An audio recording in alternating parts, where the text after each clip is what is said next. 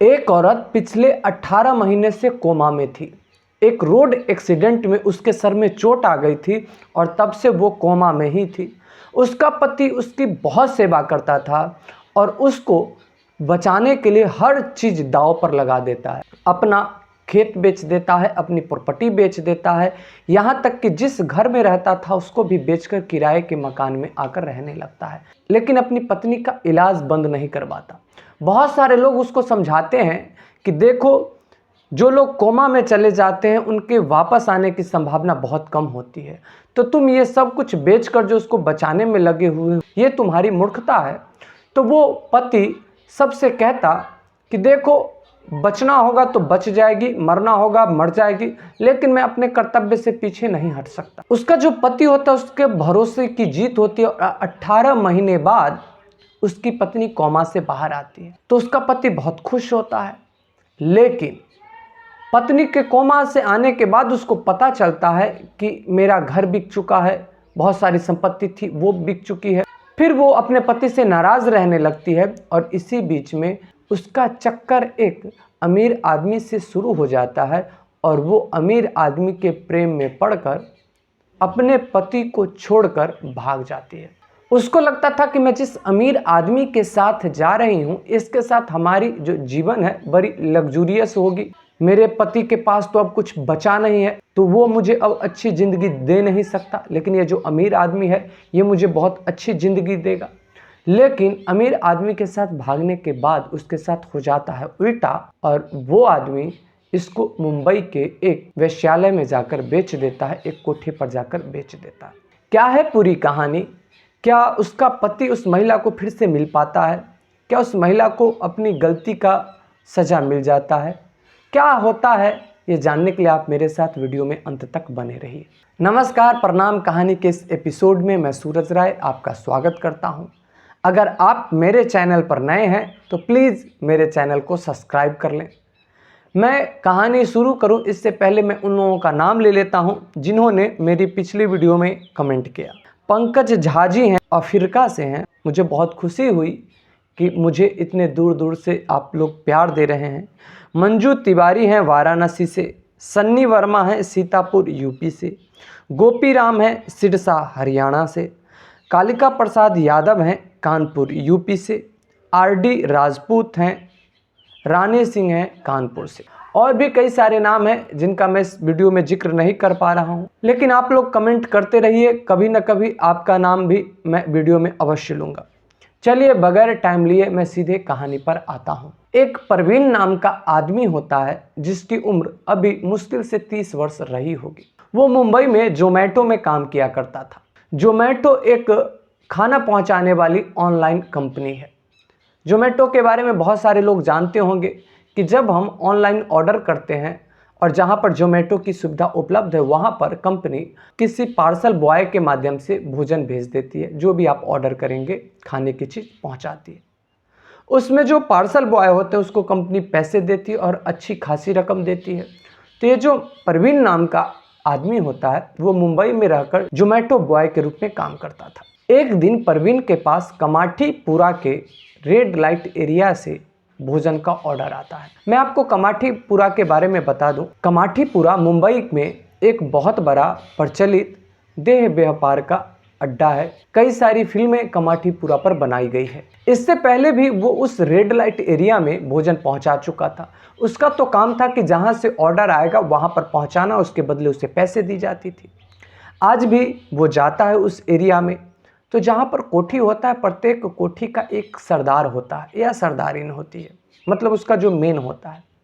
तो जब भी कहीं से ऑर्डर जाता है और कोई बाहर का आदमी अगर ऑर्डर पहुंचाने जाएगा तो उसको पहले वहाँ का जो मेन है उससे मिलना पड़ेगा। बहुत सारे ऐसे ग्राहक होते हैं जो कोठा पर आते हैं और वो ऑर्डर करते हैं और जिससे मिलने आते हैं उसी के साथ बैठ के भोजन करते हैं। तो अलग अलग तरीके के जो ग्राहक होते हैं अलग अलग तरह के ऑर्डर करते हैं। तो ये परवीन जाता है ऑर्डर लेकर, भोजन लेकर। मेन के पास जाता है तो मेन बताता है कि फलाने रूम में चले जाओ, इस वाले रूम में जाके बेल बजाना, तो वहाँ पे जो आएगा उसको ऑर्डर दे देना। और जिस रूम के बारे में बताया जाता है वहाँ जाके बेल दबाता है, कुछ देर इंतज़ार करता है और फिर अंदर से गेट खुलता है। गेट खुलने के बाद एक औरत आती है खाना लेने। जो ही वो उस औरत को परवीन देखता है तो उसका होश उड़ जाता है, वो हक्का बक्का हो जाता है, क्योंकि वो उस औरत को देख लेता है जिसके बारे में उसने आज तक सोचा नहीं था कि इस औरत को कभी मैं इस रूप में भी देखूंगा। वो औरत कोई और नहीं होती, वो औरत उसकी पत्नी होती है, जो आज से लगभग 4 साल पहले घर छोड़कर किसी गैर मर्द के साथ भाग आई थी। अपनी पत्नी को परवीन वहाँ देखकर कुछ देर तक तो अवाक ही रह जाता है, न कुछ कर पाता है, न कुछ बोल पाता है। फिर एकदम से उसे होश आता है और फिर वो खाना देकर वापस लौटने लगता है। परवीन जब आने लगता है तो जो उसकी पत्नी होती है उसका नाम होता है शोभा, जो उस कोठे पर जाकर शोभा बाई बनी होती है। वो परवीन के पीछे पीछे आती है और परवीन का हाथ पकड़ लेती है। परवीन एकदम हाथ झटके से छुड़ाने की कोशिश करता है, लेकिन शोभा हाथ छोड़ने को राजी नहीं होती और कहती है कि मत जाओ, मत जाओ, माफ़ कर दो मुझे। मैं अपनी गलती की बहुत बड़ी सज़ा भुगत चुकी हूँ। मैंने जो आपके साथ अन्याय किया, मैंने आपके भरोसे को जो तोड़ा, इसकी बहुत बड़ी सज़ा भगवान ने मुझे दे दिया है। आप मुझे इस तरीके से छोड़कर, इस हाल में छोड़कर मत जाओ। ये बात जब परवीन सुनता है तो उसे तो बहुत ज़्यादा गुस्सा आ जाता है और उसे अपनी पुरानी सारी बातें याद आने लगती हैं। उसे आज से 4 साल पहले की सारी बातें एक एक करके बारी बारी से याद आने शुरू हो जाती है कि जब उसकी पत्नी शोभा को रोड एक्सीडेंट के दौरान चोट लगी थी सर में और वो बेहोश हो गई थी। उसको हॉस्पिटल में भर्ती कराया गया। हॉस्पिटल में भर्ती कराने के बाद उसकी जो स्थिति थी दिनों दिनों बदतर हो रही थी। डॉक्टर कह रहे थे कि ये बच भी सकती है, नहीं भी बच सकती है, लेकिन उसको बचाने के लिए परवीन हर एक चीज़ दांव पर लगाने को राजी रहता है। और फिर ऐसा होता है कि शोभा कोमा में चली जाती है। डॉक्टर बताते हैं कि ये कोमा से कभी भी वापस आ सकती है और हो सकता है कि आजीवन ये कोमा में ही रह जाए, कोमा में ही मर जाए। आप चाहें तो इसको हॉस्पिटल से ले जा सकते हैं, आप चाहें तो हॉस्पिटल में रख सकते हैं। तब परवीन सोचता है कि अगर ये हॉस्पिटल में रहेगी तो जिंदा भी हो सकती है, मर भी सकती है, लेकिन अगर मैं इसको घर ले जाऊंगा तो ये पक्का मर ही जाएगी। इसीलिए वो फैसला करता है कि मैं हॉस्पिटल में ही रखूंगा। जो भी होना होगा देखा जाएगा, जितने पैसे खर्च होंगे किया जाएगा। और वो अपनी पत्नी को हॉस्पिटल में ही रखता है। उसकी पत्नी को आईसीयू में भर्ती करा दिया जाता है। इलाज चलता रहता है, लेकिन वो कोमा से बाहर नहीं आ रही होती। 1 महीने होते होते बहुत ज़्यादा पैसा खर्च हो चुका होता है। धीरे धीरे जो परवीन होता है अपनी संपत्ति को बेचना शुरू करता है। पत्नी के चक्कर में वो अपना जॉब भी छोड़ देता है, क्योंकि हमेशा उसके पत्नी के देखभाल के लिए कोई ना कोई एक आदमी चाहिए था। स्थिति उसकी ऐसी आ गई, सारी संपत्ति बिक चुकी थी और अब भी उसे पैसे की ज़रूरत थी। तब लोगों ने समझाया कि देखो परवीन, जो कोमा में चला जाता है उसके वापस आने की बहुत कम संभावना होती है। तुम पहले ही अपनी पत्नी के चक्कर में अपनी सारी संपत्ति बेच चुके हो। अब तुम्हारे पास सिर्फ एक घर बचा हुआ है, इसको रहने दो। क्योंकि अगर तुम्हारी पत्नी को वापस आना होता तो अब तक वापस आ गई होती, लेकिन अब तक वापस नहीं आई तो अब बहुत कम संभावना है। परवीन कहता है कि जो भी होना होगा होगा, मैं अपने कर्तव्य से पीछे नहीं हटूंगा। ये संपत्ति, ये धन, ये दौलत, ये घर, मकान, दुकान होता किसके लिए है? अगर आदमी ही नहीं रहेगा तो फिर इस संपत्ति का उपभोग कौन करेगा? इसका तो मतलब ही तब है जब ये आदमी के उपयोग में आ सके। और वो अपने रिश्तेदार, घर वालों, किसी का बात नहीं मानता और अपने घर को बेच देता है, किराए के मकान में चला जाता है और उस घर से जितने पैसे आते हैं उस पैसे से अपनी पत्नी का इलाज कराता है।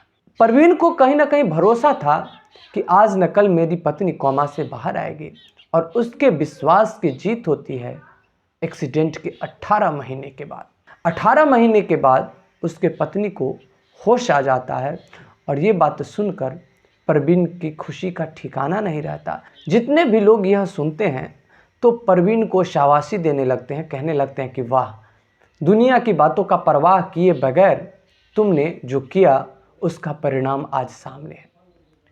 शोभा जब हॉस्पिटल से घर आती है तो घर में धूमधाम से पूजा की जाती है। परवीन बहुत खुश था। 1 महीने के अंदर अंदर ही परवीन की जो पत्नी शोभा होती है एकदम पूरे तरीके से स्वस्थ हो जाती है और हर एक काम करना शुरू कर देती है। अच्छा, इसी बीच में शोभा को पता चल जाता है कि मेरे इलाज में मेरे पति ने सारी संपत्ति बेच दी, घर बेच दिया। अब हम लोगों के पास कुछ भी नहीं है।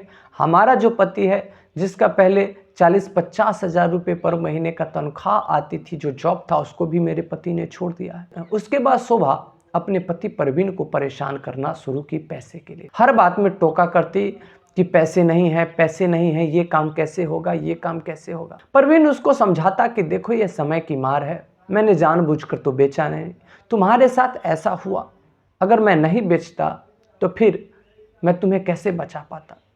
परवीन ने जो भी किया था अपनी पत्नी के लिए किया था, लेकिन पत्नी को अब वही बात बोझ सी जान पड़ती थी।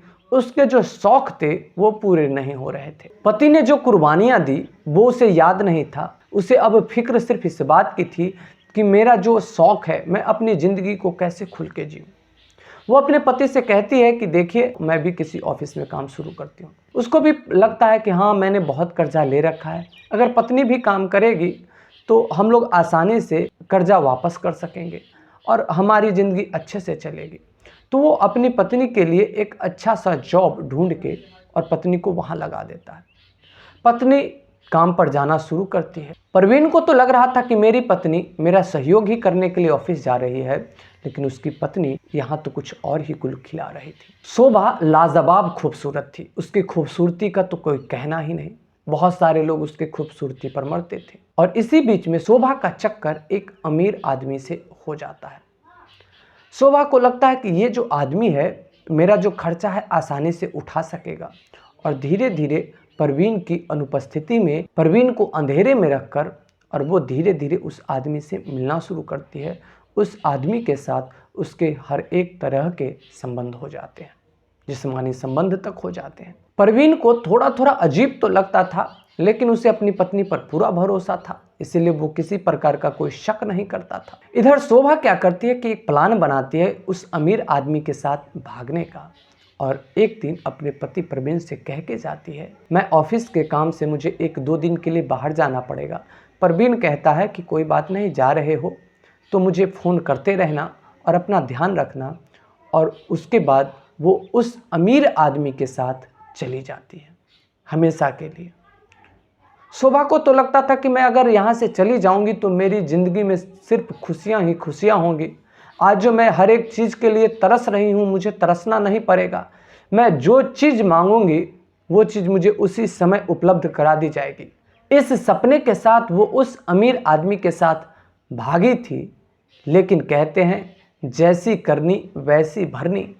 और वो जो अमीर आदमी होता है वो बहुत ही खतरनाक आदमी निकलता है, और वो शोभा को मुंबई ले जाकर वहाँ पर एक रेड लाइट एरिया होता है, कमाठीपुरा, मतलब जहाँ पर देह व्यापार होता है, जो कोठा होता है, वहाँ ले जाकर शोभा को 1.5 लाख रुपए में बेच देता है। कोठा एक ऐसी चीज होती है नई औरतों के लिए, नई लड़कियों के लिए, जहाँ से निकलकर भागना बहुत ही मुश्किल काम है। आप चाहकर भी नहीं भाग सकते, क्योंकि वहाँ पर बहुत सारे निगरानी करने वाले होते हैं। वहाँ जितने भी कोठा होता है उसका कोई ना कोई एक मेट होता है, एक मेन होता है। उसके बाद शोभा बन गई शोभा भाई, और शोभा की जिंदगी थी नरक बन गई। हर रोज शोभा के साथ वहाँ अत्याचार होना शुरू हुआ, और शोभा अंदर ही अंदर घूंट रही थी। उसको पता था कि मैंने जो अपराध किया है उसकी सजा मुझे मिल रही है। शोभा के साथ उस तरीके के अनाचार होते थे जिस तरीके के बारे में शोभा ने कभी सोचा नहीं था। परवीन अपनी पत्नी को आखिरी बार तब देखा था जब उसकी पत्नी परवीन से ये कह के गई थी कि मैं 2 दिन के लिए ऑफिस के काम से जा रही हूँ, और उसके बाद आज 4 साल बाद उसने अपनी पत्नी को कमाठीपुरा के उस कोठा पर देखा था। परवीन की पत्नी शोभा अब भी परवीन का हाथ पकड़े हुए और बोल रही थी कि मुझे इस हालत में छोड़ के मत जाओ। शोभा अपने पति से कहती है कि मैंने आपको धोखा देकर उस झूठे आदमी के साथ भाग गई। उस झूठे आदमी ने मुझे धोखा दिया और मुझे यहाँ लाकर बेच दिया। मैं यहाँ आकर फंस गई। यहाँ मैं हर रोज नरक की आग में जल रही हूँ। जब मैं मर रही थी, मैं 18 महीना कोमा में थी, आपने मुझे वहाँ से बचा लिया, तो प्लीज़ मुझे इस नरक से बचा लो। मुझसे जो भी गलती हुई मुझे माफ़ कर दो।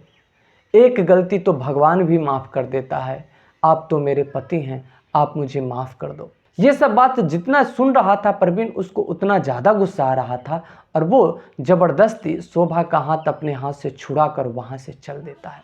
परवीन वहाँ से चला तो आता है लेकिन बहुत बेचैन था। उसके मन में हजारों तरह की बातें चल रही थी, हजारों तरह के सवाल, हजारों तरह के जवाब चल रहे थे।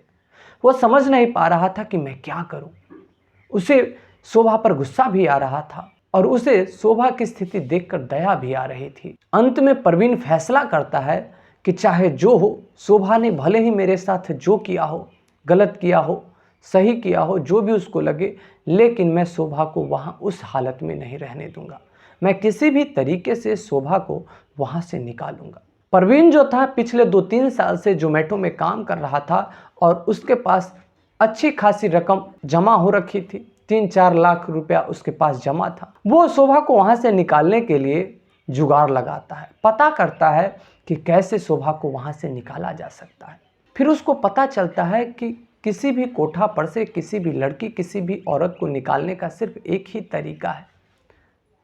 तरीका ये है कि जितने रुपए में उसको खरीदा गया है उतना रुपया आप उस कोठा के मालिक को दे दो, या फिर वो जितना मांग कर था उतना दे दो, तब शायद वहाँ से कोई वापस आ पाए। परवीन फैसला करता है कि हाँ, जितना पैसा मांगा जाएगा वो पैसा मैं दूंगा, लेकिन शोभा को हर हाल में वहाँ से लाऊंगा। उस रेड लाइट एरिया का जो मेन होता है, उस कोठा का जो मेन होता है, उससे जाके वो ये ऑफ़र रखता है। ये भी बताया जाता है कि असल में वो जो औरत है मेरी पत्नी है। वहाँ का जो मालिक होता है, मेन होता है, वो भी मान जाता है और 2 लाख रुपए में बात को फाइनल कर दिया जाता है। ये बात जब शोभा को पता चलती है कि मुझे छुड़ाने के लिए मेरा पति परवीन कोशिश कर रहा है, तो उसके खुशी का कोई ठिकाना नहीं था। परवीन पर उससे गर्व हो रहा था, लेकिन साथ ही उसको अपने आप पर गलानी भी हो रही थी। देखो मेरा पति कितना समझदार है, मुझे कितना मानता है, और मैं कितनी गिरी हुई, कितनी नीच महिला हूँ। जिस पति ने मुझे 18 महीने कोमा से बाहर निकालने के लिए दिन रात मेहनत करता रहा, मेरा बाथरूम तक साफ किया, टॉयलेट तक साफ किया, और उस पति को धोखा देकर मैं भाग आई, और आज भी वो पति मुझे यहाँ से निकालने के लिए कोशिश कर रहा है। परवीन शोभा को वहाँ से निकाल लेता है और शोभा मन ही मन खुश हो रही थी। वो सोच रही थी कि मैंने जितने भी अपराध किए हैं पति को लेकर, सब अपराध की मैं माफ़ी मांग लूँगी। वो मन ही मन ये सोच रही थी कि मैंने अपने पति के हिस्से का जितना प्यार मैंने छीना है, उस सभी प्रेम को मैं सूद सहित वापस करूँगी। अब की बार मैं कोई गलती नहीं करूँगी। परवीन शोभा को वहाँ से निकालने के बाद सीधे मंदिर में ले जाता है। मंदिर में ले जाकर दोनों साथ में पूजा करते हैं, और पूजा करने के बाद परवीन अपने पास से 1 लाख रुपए का एक बंडल निकाल के शोभा के हाथों में देता है और फिर बोला कि वो जो कोठा था तुम्हारे लायक नहीं था, इसलिए मैंने तुमको वहाँ से निकाला, लेकिन मैं भी तुम्हारे लायक नहीं हूँ, इसीलिए मैं भी तुम्हें अपने साथ नहीं रख सकता। शोभा बहुत गिड़गिड़ाती है कि माफ़ कर दो, माफ़ कर दो, लेकिन परवीन कहता है कि नहीं, जितनी सुविधा तुम्हें चाहिए वो सुविधा मैं तुम्हें नहीं दे पाऊंगा, और इसीलिए ये पैसे तुम रखो, इससे तुम अपना काम चलाना और तुम अपने एक नए साथी की तलाश कर लो, लेकिन ख्याल रखना कि साथी ऐसा ढूंढना जो तुम्हें धोखा न दे। और यह कहकर परवीन वहाँ से चला जाता है। दोस्तों, आप बताइएगा कि परवीन ने अपनी पत्नी के साथ सही किया या गलत किया। जो भी आपका सुझाव हो वो आप हमें कमेंट के माध्यम से बताइएगा। जब भी आप कमेंट करें तो कमेंट में आप अपना नाम, अपना शहर अवश्य लिखें, जिससे कि मैं अगली वीडियो में उसका जिक्र कर सकूं। अब मैं आपसे मिलता हूं अगली वीडियो में, तब तक के लिए मैं आपसे लेता हूं विदा, और आपने मेरी वीडियो को अंत तक देखा इसके लिए आपका शुक्रिया।